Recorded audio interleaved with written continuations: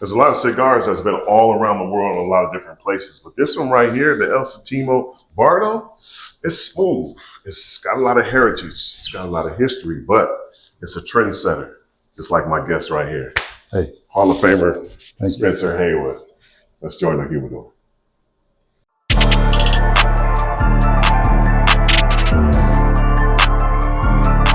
Who want the smoke? We don't smoke cigars from the corner store like to welcome you to the Humidor.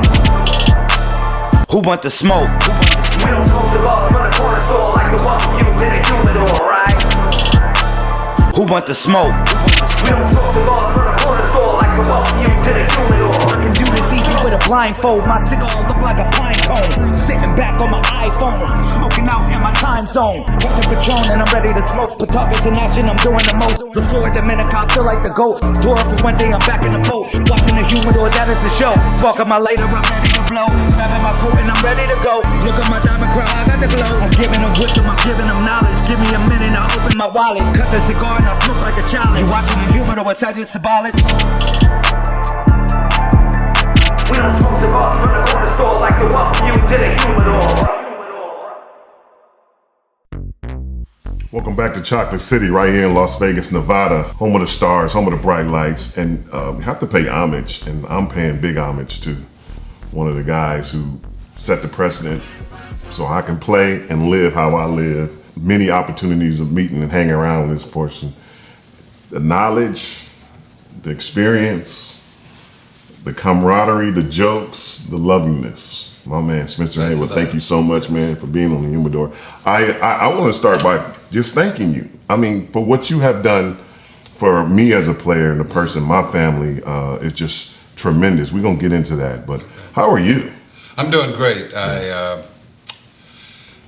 I'm just happy that you called me, and I'm happy to see you because, you know, we traveled the world for a minute. Yes, sir. Getting right spiritually and physically. Yeah. And that was beautiful. That was a beautiful journey. Yeah, we can get right into that, man. We took a trip with the NBA Retired Players Association to Israel.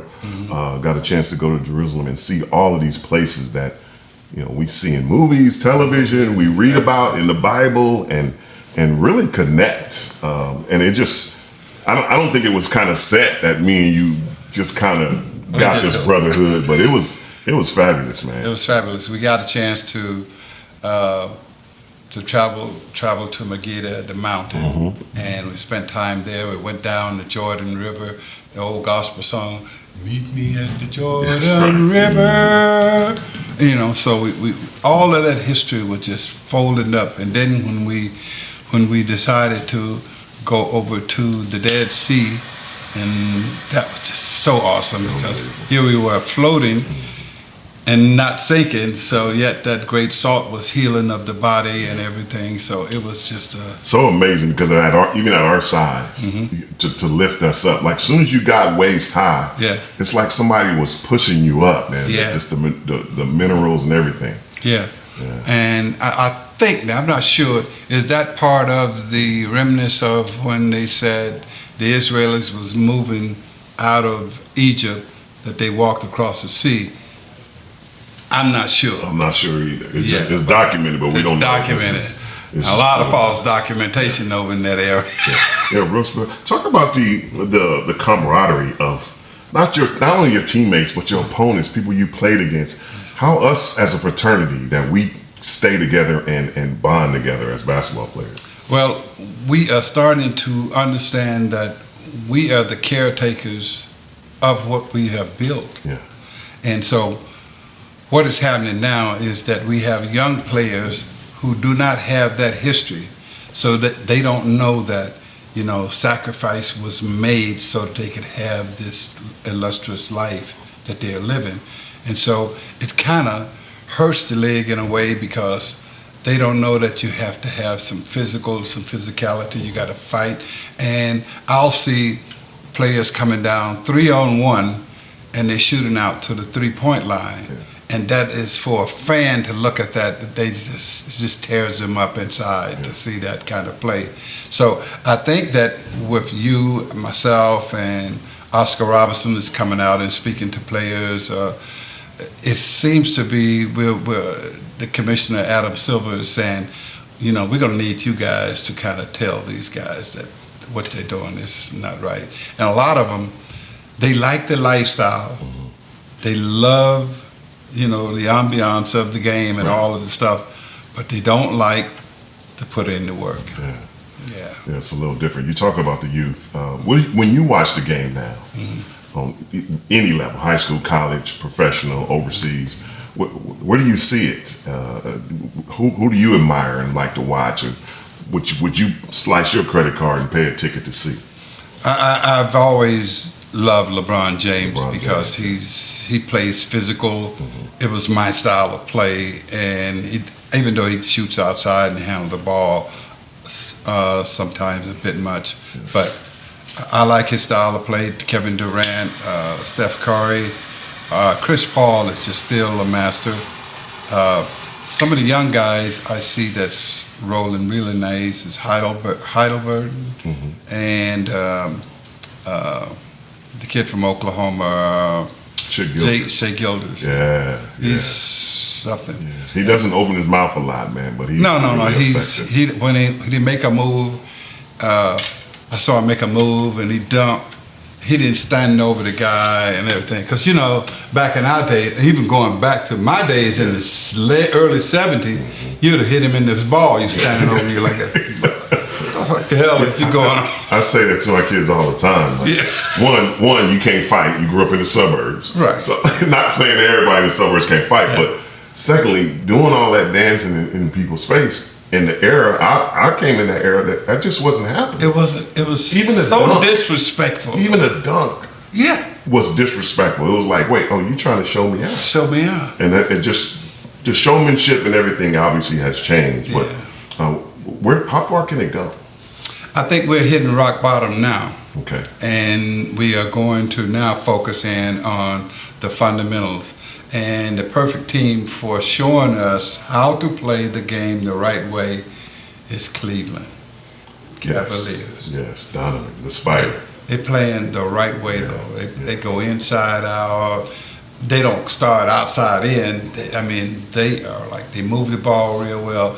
They are not afraid to get the two-point shot. Whereas, like, to get players out of their natural rhythm, and especially black players, they created this thing of, like, you know, Euro ball, and it has destroyed the creativity of the black athlete because they always thinking, well, should I take the extra step, or should I do this, and should I do that? So it's a little bit, screwed up at this time, but I think that we're at rock bottom now because we're down 35% in terms of viewership.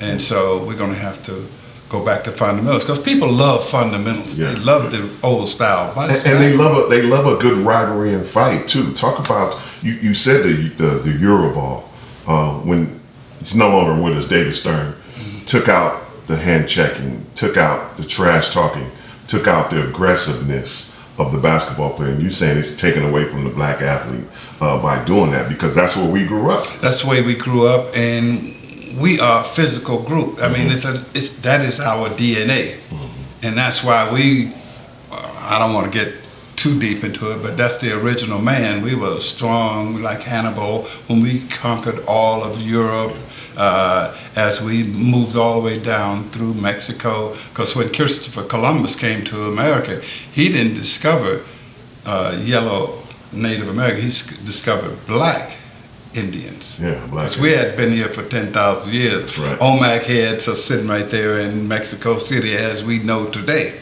So it took a couple of years for them to realize that this is the untruth that you guys have been telling for a while. They changed the Columbus Day names. The history of the game had just blossomed as far as social media. You could bring back videos and have them in your phone, have them in the palm of your hand, showing people exactly the way you guys set the payment for us.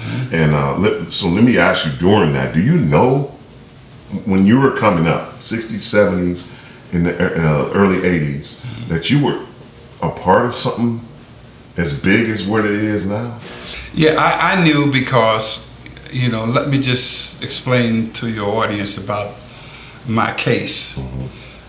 the case Haywood versus the NBA, which was wrapped around, we had to cover the NC2A, the NIL, and professional football. So by that I mean, it took, before I came along, you had to wait for 4 years after your high school class had graduated before you could go pro. Before you can make a living. Before you can make a living. Now, whereas in tennis, hockey, baseball, et cetera, they could go, which would mean white sports. You could go in. But the black sports, we were still doing the slave trade business, right, where, you can play here, but you got to give us 4 years of slavery, and we'll give you a hot dog at the end of your 4 year. Yeah, you're talking about the college game. The college game, yeah. Obviously now the NIL has taken off, and because of our guy Ed O'Banning has went to case for us, but you weren't getting paid. I remember me as a college kid, and I say it all the time, I got a mattress. That was my recruiting bonus, so to speak, for me to sign with Cal State Fullerton. Obviously, you get a good mattress. What the heck? It's better than sleeping on the ground. But I guess what? Cal State Fullerton is making over $10 million off of you. Yeah, and no profit sharing. Yeah. Only with the idea that in 1956, when they came up with the idea of student athlete. Hey, and see, that's what he means by, 4 years of slavery in the college atmosphere as far as an athlete. Now, at that time, knowing, were you fearful? Were you afraid? I was very fearful. Because I might jeopardize my opportunity to be a pro athlete. I was putting it all on the line. Yeah. And so what happened was, even though I had moved up to Detroit, Michigan in high school, my mother and my family was still in the poorest county in Mississippi, Silver City, Mississippi. There ain't no city and it ain't no silver, just cotton fields. Just cotton fields. Yeah. So my mother was like struggling. So my first trip to go to college, I signed with the University of Tennessee. Yes. And in doing so, Adolph Rupp said, I lost to 5 blacks the year before, which was Texas Western. I'm supposed to have this next guy. And it was just stuff going on back and forth between the two. And then finally, we decided to leave and go to Trinidad in Colorado. I went to Trinidad in Colorado, and all of a sudden, in 1968, the Olympics rolled around. And so at that time, they didn't allow freshmen and young players to play at all. So Kareem boycotted. Elvin Hayes signed a pro contract. Wes Unseld signed his pro contract, so they didn't have to go because it was a black boycott in 1968. Thus, you have the Tommy Smith and John Carlos, raising of the fist. Black glove, raising of the fist. Yeah, and so they selected me, and they cut Pete Maravich, they cut Rick Mount, Calvin Murphy, Tom Bowinkle, and they said, the young boy's going to do it. And I was like, oh. So I was supposed to be that leader at age 19 as the Olympics turned around.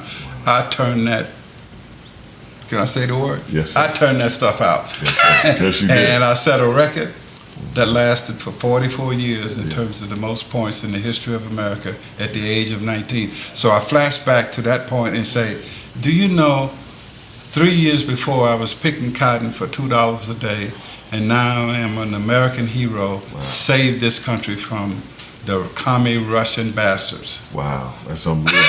Shouts out to Kevin Durant, because Kevin Durant just surpassed your record. He did, yes. In this previous. But he was shooting threes. He was shooting threes, exactly. Yeah. That's what I say all the time when they always make this Kareem Abdul-Jabbar comparison. Yeah. Because Kareem made 1 3-pointer his whole career. Correct. I love you, LeBron, but Kareem didn't have the 3-pointer. Now we're going to go down this road. But before we do, let's take a little break. I'm going to take a break. And we'll be right back. Mr. Haywood and the Humidor.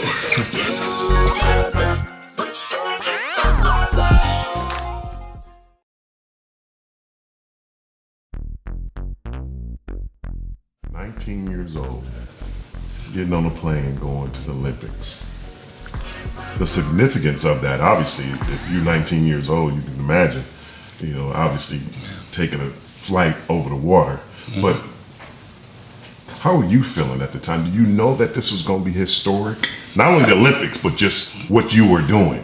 Well, I knew that my mother's prayers and my family prayers, and I was well trained in Detroit in high school for just this occasion. And so when I got there, you know, the other guy that was the other young player on the squad, but not the basketball squad, was George Foreman. Okay. So, and there was a saying going on in the Olympic Village: you want to find Spencer Haywood or George Foreman, go to the commissary.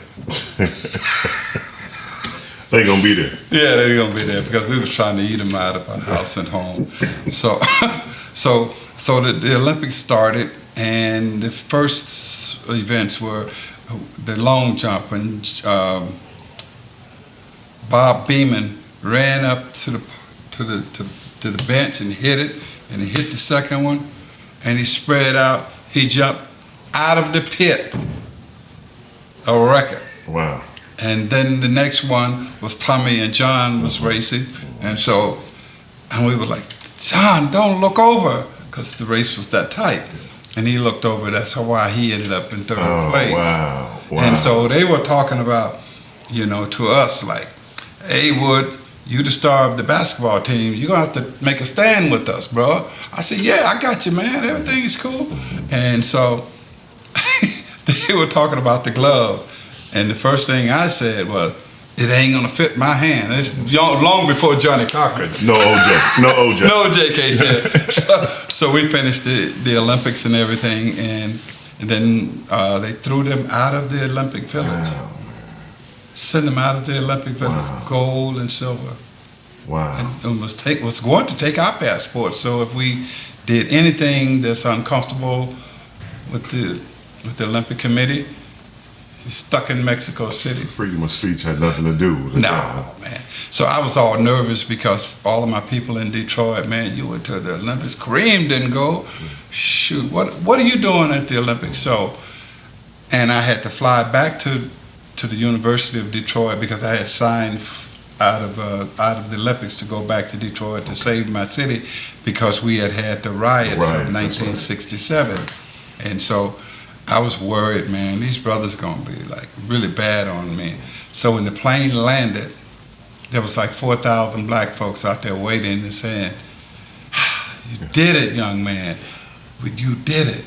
And that was like a tearful moment. We think that was the togetherness of the protests, that they understood, okay, even though we tried to boycott it, that didn't happen, but the ones that represented us came through with flying colors. Flying colors. So let's greet we this are guy. so proud, and so they came to the Metro Airport to greet me. That's huge. And that was so huge to me. Yeah. Because you know, it's just a beautiful journey of being in that Olympics and then having that gold medal on your neck, and then we had Governor Romney, not the current Romney, but this father. And we had Mayor Kavanaugh, which was probably the last black mayor that we had in Detroit for a while. And so, and we had all of the ambiance of the city of Detroit, the politicians and everybody. And we were trying to rebuild it. And shortly after that, the Tigers won in '68. And that hyped us up a lot. And then I was the MVP in college. And Kareem was the MVP. I was the outstanding player in college. So we were like the two All-Americans. And the draft came up that year where the NBA, the ABA wanted Kareem to shake up everything and bring him into the ABA. They offered him all kinds of money, and they didn't get him. So they came to me. Hannah Storm's father, Mike Storm, said, So Mike says, let's go for the real deal. So he signed me to a contract, and I'm 19, the youngest player in the history of all this. And he says, now if you can get 7 points and 5 rebounds, this gamut would work, and then we can go after Julius Erving and George Gervin and all the other players that want to leave college early.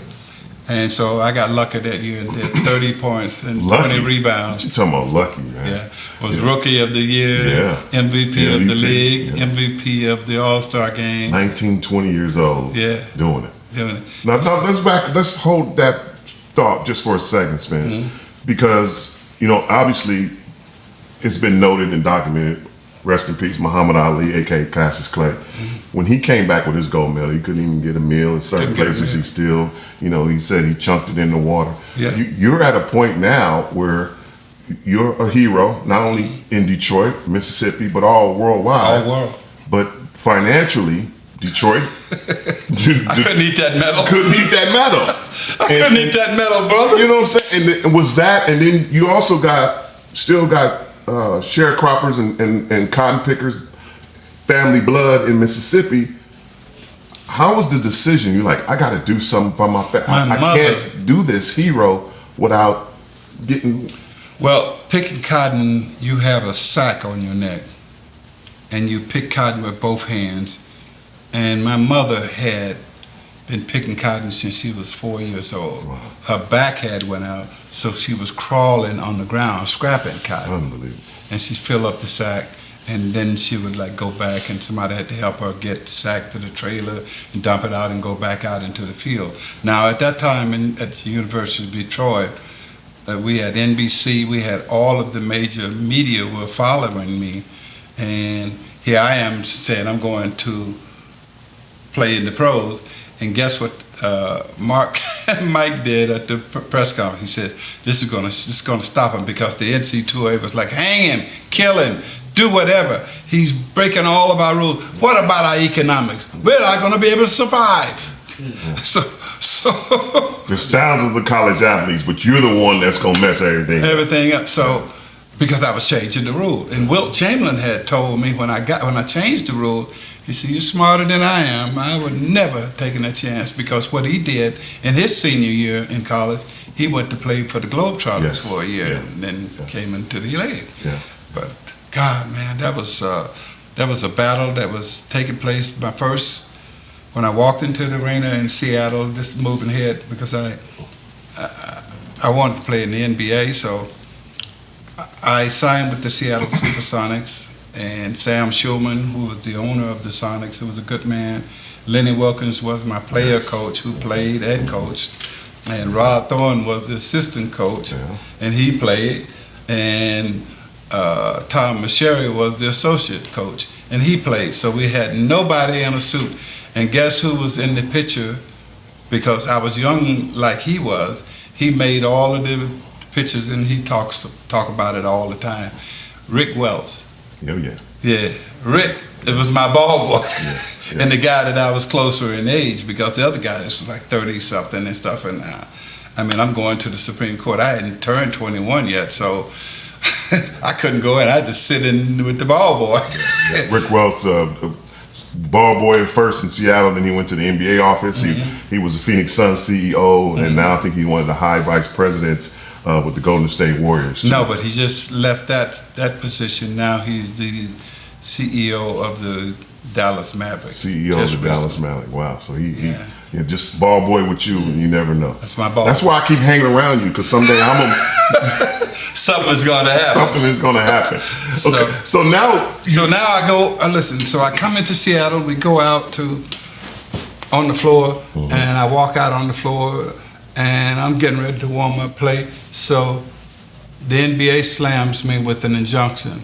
On the floor? On the floor while I'm warming up. And they said, ladies and gentlemen, we have an illegal player on the floor, number 24. This game is being played under protest. So we couldn't win. So we finished that game. Then we would travel to other games. And in Cincinnati, we were playing the Cincinnati Royals, the great Oscar Robertson, those guys, Jerry Lucas, and all of those guys. So they made the announcement and said, he cannot play in this arena. So their injunction was to put me outside of the arena into the snow. So they put me out there, and I didn't get a chance to get my warm-up gear, so I'm freezing like crazy out there, because I was an illegal player. And then the police department in Cincinnati, they felt really bad about this young kid standing out there in the snow. So they said, we're going to lose our jobs because we can't let this happen. So get in the car, warm up, and when the game is over, you got to make it back over to the arena, and we can't be seen doing this. Yeah. So we sat in the car talking about Mississippi, Detroit, and stuff like that. And these was white guys, you know, they just saw the intenseness of what was going on. They saw the wrong was wrong. The wrong was wrong. It didn't matter the color. It did not matter. It was like, I'm going to do the right thing by you. Yeah. And so that gave me a lot of encouragement. And then the case maneuvered its way on in through the lower courts all the way to the Supreme Court. And Thurgood Marshall said, we got all of our young men going to Vietnam at age 18, dying for a cause, and yet you saying this young man here can't make any money to save his mother from picking cotton. She's crawling on the ground. Yeah. I'm going to rule in favor of Spencer Haywood. Wow. And that from that ruling alone, in basketball, we have helped to make players over $65 billion in players' salary revenue. $65 billion. Without Spencer Haywood, we don't see. You don't see Jordan Moses Malone. You don't see Moses. Daryl Dawkins. You don't see Dawkins. Those are the high schoolers. Kobe Bryant, LeBron James. I mean, I can go on. But also you don't see Irvin Magic Johnson. You don't see Michael Jordan. You don't see any of these players that can leave in what they called back then hardship. But you know what Thurgood Marshall told me to do? He said, you better file and put your name on this ruling, the Spencer Haywood name on that ruling, because you've been fighting against the system, son, and they're gonna take your name, gonna make you seem like you just the worst thing that ever happened. Yeah. So before I could get on the court the next game, they had started calling it the hardship rule. Wow. They took me right out of it. Wow. And then the next rule that they call it was the hardship rule, early entry, and then one and done. So now Adam is trying to maneuver it back to the Spencer Haywood rule. But do you know who is total against all of that? The players that I helped, the black folks. Wow. They don't want to change the name of something that you... No, they think that, you know, when people see them, they say, oh man, y'all should be really taking care of that brother there, of course, what he went through, you know, old school people who knew what the case was about. And they think that, you know, he's going to try to ask us for money. No. Wow. No. What kind of mean spirit is that? So recently, I was sitting with, I'm not ready to out him yet, but I was sitting with a key person, and I asked him, I said, man, Oscar Robertson is traveling around right now because his wife is very ill, and he need home health care, which is about $130,000 a year, which is, you know, I see the guys come here and they throw that away in no time. But I mentioned it to them, and boy, they went nuts on me. Wanted to throw me off the board. Wow. Everything. I said, Lord, what happened to us, man? What happened to our people? They don't understand the education that they need. But they seem like they don't want to know anything. Yeah, gotta bring it it's back. me, I. So it goes back to the idea that we were talking about, the importance of us telling this story and being around. And now the NBA is letting us come, because it had me and Oscar at the play-in tournament and all of that stuff, to talk about these things. And players was like, really? So the young guys from Milwaukee and also Atlanta and Oklahoma City, they were like, I'm playing hard, because Oscar and I was telling them, you practice for 2 hours? Yeah. What else you do? Oh man, I go play some video games and stuff. We said, no. This is like cotton picking, man. We was up from slavery. We played 6 hours. We practiced. We got ready, because we know we had to set the table for you guys who are coming. Yeah.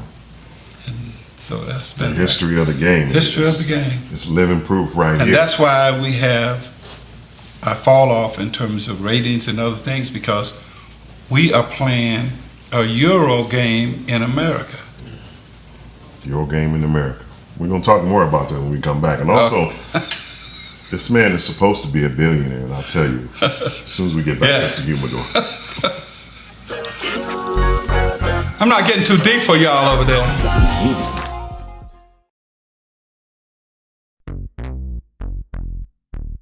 I'm a sneakerhead. I can't help it. I love sneakers. I can't remember last time I wore a pair of hard shoes. Yeah, but I feel you. Look, yeah. sneaker. And you happen to be wearing the brand, of Nike. Yeah. When you're in Seattle, obviously, there's a young man selling running shoes out of his trunk of his at car. the time. And he was in Portland. He came up to Seattle. Because I was the second runner-up to the MVP of the league that year. And he knew in order for him to take off, he needed Spencer Haywood. Yeah.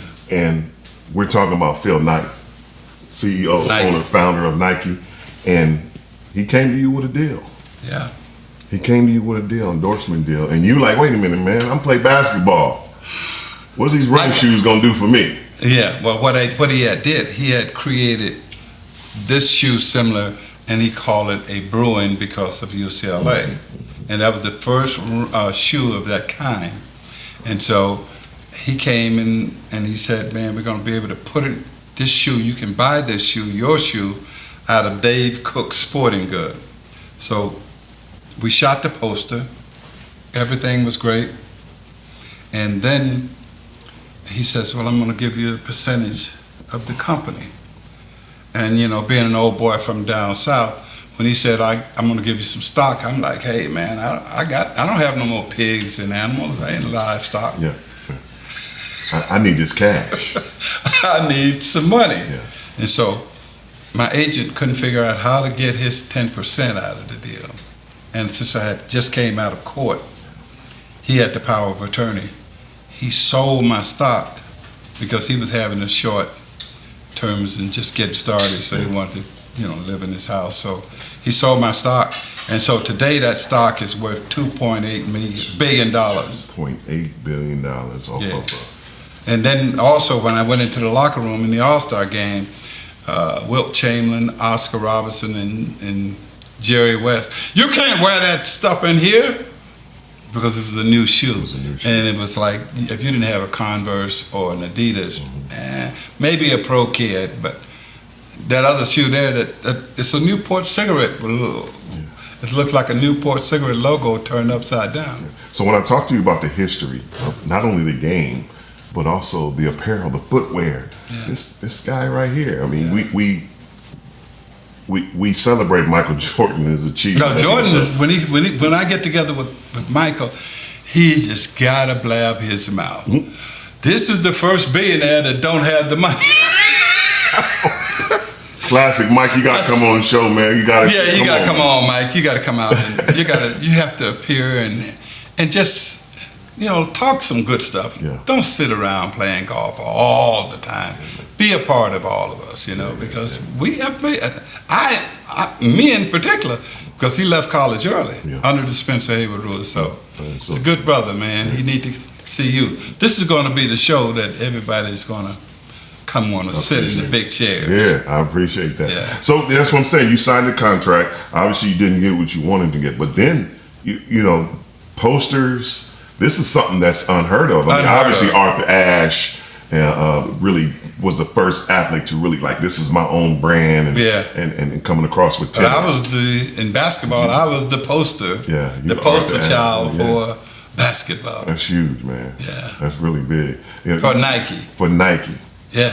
Yeah, man. We talked earlier about the physicality of the game, and you had, you know, I know you don't toot your own horn, but you did have an inside-outside presence as well as the physicality of the game. But do you think now, when you played, or the game that's played now, the carrying of the wins and losses are a little bit different than they are now? Is it just a dollar thing that's going on with the game? The dollar thing has made it incomprehensive in a way that you're in high school, you get tagged with the NIL, you get $1 million, you got a shoe contract, you have, you walk in, you push the veterans down the bench because they are productive. Instead of earning that position, you have to just take it. You just take it because they give it to you. So you have all of those things, and so our players don't have the fundamentals that they need to to play this game. They have the talent. They have a lot of talent. They are some of the best athletes you ever want to see, but they missing that total gap. And that's where we come in to re-educate them about this gap. Now, this particular show you're doing today is going to probably go through go to the Players Association. The Players Association is going to get it out to the players because they got to know this kind of stuff because they don't appreciate the sacrifice that was made so that they could be where they are today. Yeah, there was I don't know if it was a documentary or a mini-series called The Lake Show. Yeah.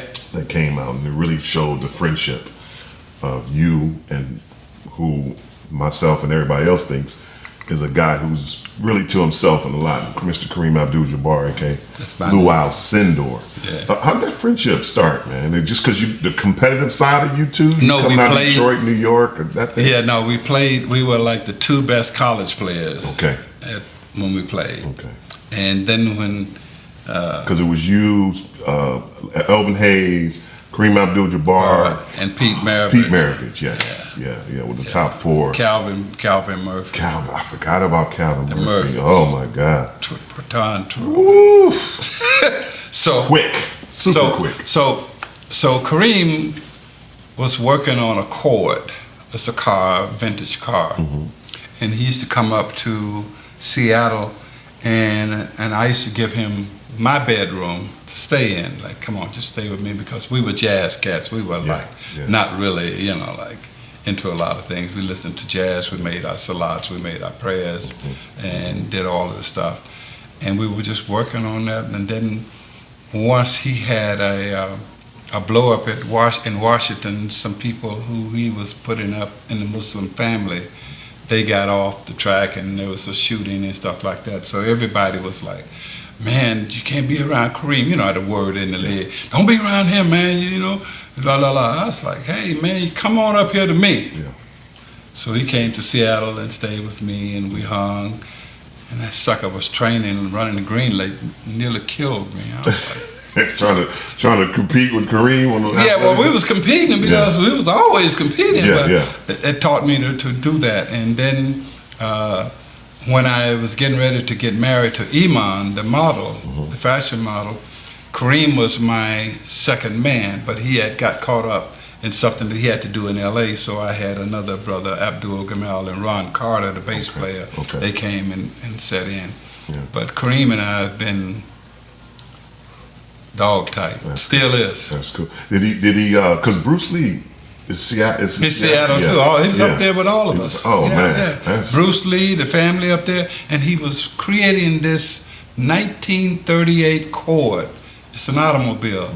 It was beautiful. Wow. It was beautiful. Jeez. So we hung out up there and we hung and, Yeah, I mean, you got to be on top of the world at this point, man. You done went to the Supreme Court. You won there. You one of the top basketball players in the world, not the nation, in the world. Right. And then Monty comes in, man. You, the supermodel of the world. You get married, man. I've seen some of the older pictures that you shared, and also your apartment buildings, your condos, your vehicles, man. Yes. Living that life. New. It was new, and it was funny because we have a daughter and a granddaughter, and she's putting together some slides of her family, Because you're not that sexy to me. I don't understand. I know I'm not. I don't know how, But she couldn't keep her hands off of me.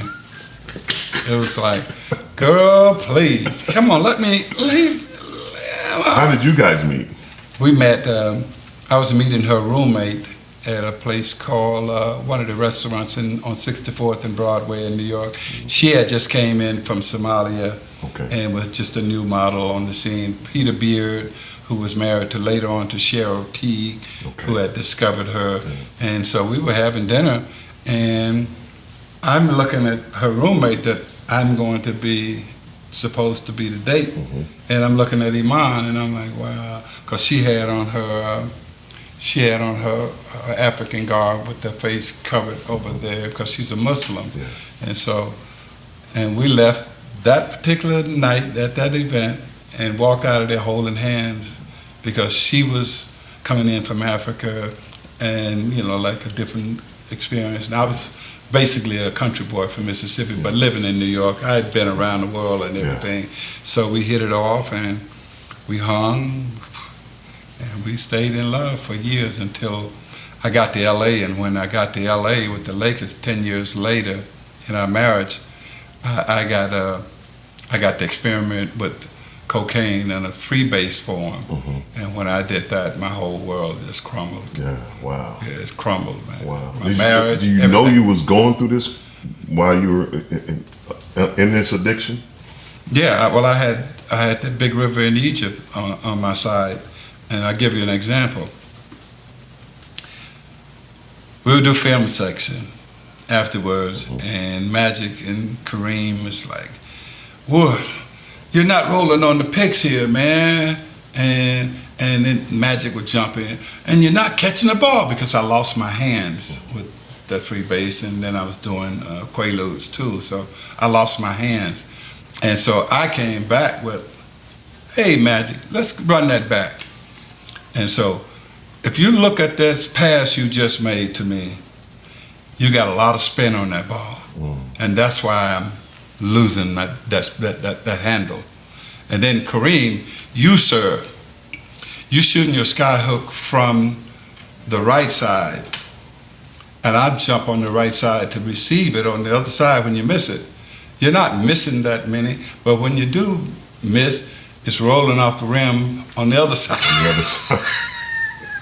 So I say I'm in the denial part of everything. You got philosophical. I got all kinds of stuff for those boys. They would just shake their head, and then we would come in on a trip, and Kareem was like, "Okay." I'm like, "Oh boy, I hope he don't say ride with me." And I'm like, "Oh fuck." You know, you're getting out after the road trip, you jump in the car, and he's, "Yeah, man, we're gonna listen to some Coltrane. We're gonna sit and talk some tonight." He's blocking, you know, keeping me from going to be with Marvin Gaye and everybody else, all the other, you know. Yeah, that was one thing I always talked about when you was in New York City. Yeah. I'm a big fan of it. I never got the experience to go Club 54. Oh, yeah. Was it? Don't give up all the secrets. No Diddy, but don't give up all the secrets. Yeah, well, but, you know, you could walk into the club, Studio 54, there might be a horse upstairs. Yeah, because it was like, it was new, exciting. You had Michael Jackson over here, you had Elizabeth Taylor over here, you had David Bowie over here, and you had all of the settings of everybody. And that was when I first tasted Coke, because everybody was doing it, so I did some lines and I didn't like it. And shortly after that, I was traded to the Lakers. But before that happened, I remember wearing some platform shoes a little bit, you know, because at that time we had the bell bottoms and the platform. So you really 7 foot then? Yeah, so I was coming down the stairs, I hurt my ankle and shit.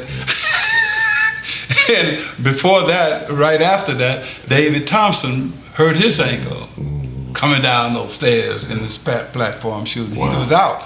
I was not out, because I was like, I can't go out like this. That I broke my ankle in Studio 54. But Studio 54 was live. It was just, it was different. It was debauchery in a way. Yeah, it was, whoo boy. You go from there to the Showtime. I mean, Showtime. Form, Magic, Kareem, you doing their thing. It's just, it's such a prestige, man. It was prestige, and we had just a beautiful team. We had a great coach in Bill McKinney. And McKinney was like really righteous with me. And then when he fell off the bike, I ended up with Westhead. Westhead thought, well, you know, by attacking Spencer, I could set an example, and I wasn't having it. So I just went off in the deep end. I had my but at that time, you was grown man business. It wasn't. Grown. You don't even. You're not that 19-year-old kid that can be influenced. You set in your ways. You got a firm stamp on the NBA and not only NBA but the basketball world. So then I had certain anger that I was going through from the case. I didn't know I had what's the stuff that the Army guys had? PTSD from the case and from what was going on in my life in Mississippi as a kid, the beatings and the stuff that we took. And so I had all of that stuff pushed down. And so here I am And this man is telling me, don't protect Cooper, don't do this, don't do that. And I'm like, man, this is my 11th year. What are you talking about? And he was a rookie. Yeah, This was his first year. Yeah. It took a while, but it was well deserved for you to get that jacket, that orange jacket. Being inducted into the Hall of Fame, I always thought of you as a Hall of Famer. When you did get in and you were recognized from, and we know why. We don't have to. Well, yeah. Well, I'll tell you what happened. You know, first of all, when you're doing the blackball of an athlete, you got to erase his history. So they erased all my history in terms of the Olympics, all of my years as an all-pro first team. And if I wasn't an all-pro first or second team, I couldn't be on the all-star team. That was a written rule. Do you know, to this day, I was the #1 draft pick, but they have me down as the number 32 draft pick. And how do you become the 32nd draft pick if you're playing on the floor? So all of that kind of stuff was just there. And one night, I'm watching the game, a college game, and Charles Barkley just got angry and stepped up and said, this was one of the times they had rejected me. And Charles said, this is not fair. I'm not going to take it anymore. And we can't take this from this young man. He did all of these things for the game of basketball, because the NBA had 14 teams. With me breaking that 4-year rule, we expanded to 30 because we had players to pull from. So, and that's when it become Jerry Colangelo called me and said, I'm gonna work it out. We're gonna make sure you get your due this year. And I didn't believe him, but you know, Jerry was with me when I went to the Supreme Court. He was the other owner, the only other owner that stood with me and Sam Schulman. It's huge. It was long overdue, but well deserved. Well deserved. And you know, the thing about it, in a spiritual sense, you know, it may not come when you want it. It's right on time. Right on time. It's right on time. Right on time. Thank you, man. Everything that you've done for me. I surely appreciate you. I love you. You're my big brother for life, man. Thank you so much. The wonderful, I mean, it all comes down to this man right here, and he helps so many people, not only themselves, but their families. So appreciate you coming on the Humidor. Make sure you handle your business. Never let your business handle you. We'll see you next time on the Humidor.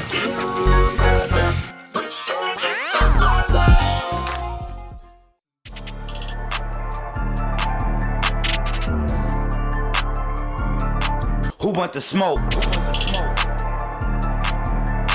We don't smoke cigars from the corner store like the welcome you to the Humidor. Who want the smoke? We don't smoke cigars from the corner store like the welcome you to the Humidor, right? Who want the smoke? We don't smoke cigars from the corner store like the welcome you to the Humidor. We don't smoke